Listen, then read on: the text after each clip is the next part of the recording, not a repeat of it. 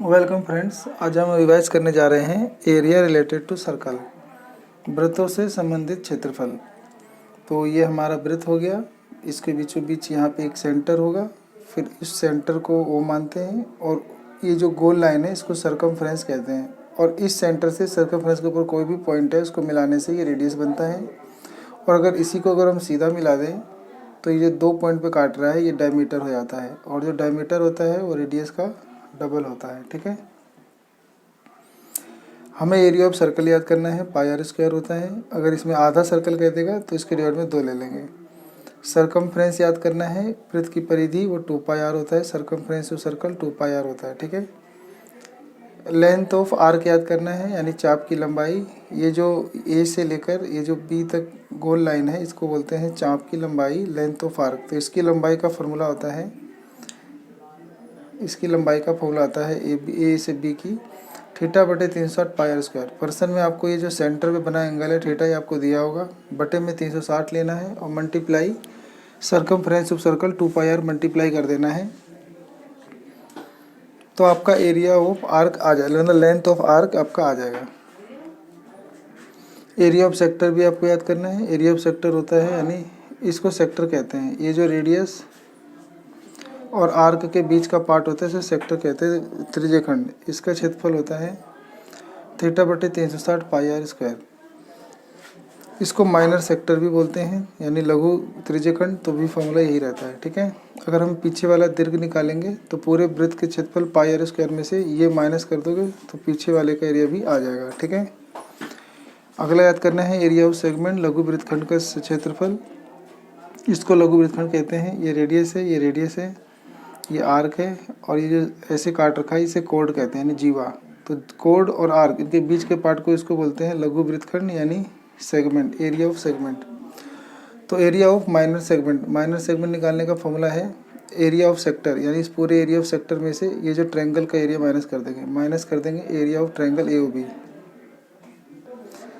या तो इससे सोल्व हो जाएगा या फिर ये फॉर्मूला लगाएंगे इसके लिए, आर स्क्वायर, ये आपको आर दिया रहेगा, आर स्क्वायर पाई, पाई क्या होगा, ये थीटा पे जो सेंटर पे जो एंगल होगा थीटा, तो थीटा मल्टीप्लाई पाई बटे 360, फिर minus sine theta by 2 cos theta by 2। ठीक है, तो इससे भी आपका एरिया ऑफ सेक्टर निकल जाएगा, सेगमेंट, माइनर सेगमेंट। ठीक है, अगर आपको मेजर सेगमेंट चाहिए तो पहले आप माइनर सेगमेंट निकाल लो और पूरे सर्कल का एरिया पाई आर स्क्वायर में से ये माइनस कर दोगे तो आपका पूरा पीछे वाला एरिया ऑफ मेजर सेगमेंट भी निकल जाएगा। ठीक है, इसके अलावा इस चैप्टर में हमें एरिया ऑफ ट्रायंगल निकालना है हीरोन फार्मूले से, जिसमें तीनों साइड अलग अलग दी होती है। तो अगर किसी ट्रायंगल की तीनों साइड अलग अलग दी है ए बी सी, तो पहले हम सेमी पेरीमीटर निकालेंगे। तीनों साइड को जोड़ के 2 से डिवाइड करने पे सेमी पेरीमीटर आ जाएगा। फिर हीरोन फार्मूला से उस ट्रायंगल का एरिया निकालने के लिए फॉर्मूला आएंगे under root S bracket S minus C bracket बंद एस माइनस बी फिर एस माइनस सी। अगर हमें राइट एंगल ट्रायंगल मिल जाएगा तो 1/2 बेस इंटू हाइट से निकाल लेंगे एरिया ऑफ ट्रायंगल। अगर हमें एरिया ऑफ इक्विलेटरल ट्रायंगल निकालना हो, समबाहु त्रिभुज का क्षेत्रफल, तो √3/4 ए का स्क्वायर। और अगर हमें एरिया ऑफ रेक्टेंगल निकालना हो तो length into breadth. Area of square निकालना हो, वर्ग का क्षेत्रफल, तो साइड इंटू साइड यानी ए स्क्वायर। और अगर length of diagonal of a square of a side A, एक स्क्वायर के जिसकी साइड ए है उसको अगर विकर्ण की लंबाई निकालना है, डायगोनल की लंबाई, तो उसका फार्मूला हो रहेगा √2a। Area of parallelogram base into height रहेगा, आधार गुना ऊंचाई। और एरिया ऑफ रोम्बस समचतुर्भुज का क्षेत्रफल होगा 1/2 डायगोनल 1 इंटू डायगोनल 2, या तो इससे काम चल जाएगा, नहीं तो बेस इंटू हाइट पता हो तो उससे भी निकल जाएगा। अब यहाँ पे कुछ बातें हैं जिनका ध्यान रखना है चैप्टर में। If 2 circle touch each other externally, अगर 2 सर्कल एक दूसरे को ऐसे बाहर टच करते हैं, बाहर, तो then the distance between their centre is equal to the sum of their radii. तो उनके जो सेंटर के बीच का डिस्टेंस होगा, जैसे इसका सेंटर और इसके सेंटर के बीच का डिस्टेंस, उनके रेडाई का सम होगा। जैसे इसका रेडियस इसका रेडियस, तो दोनों के रेडियस को जोड़ दोगे तो ये तुम्हारा डिस्टेंस आ जाएगा दोनों सेंटर का। ठीक है, if 2 circle touch each other internally, तो then the distance between their centre is equal to the difference of their radii.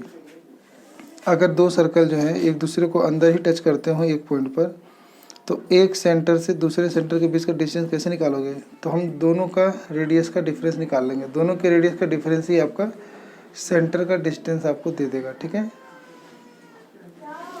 The distance move by a rotating wheel in 1 revolution is equal to the circumference of the wheel.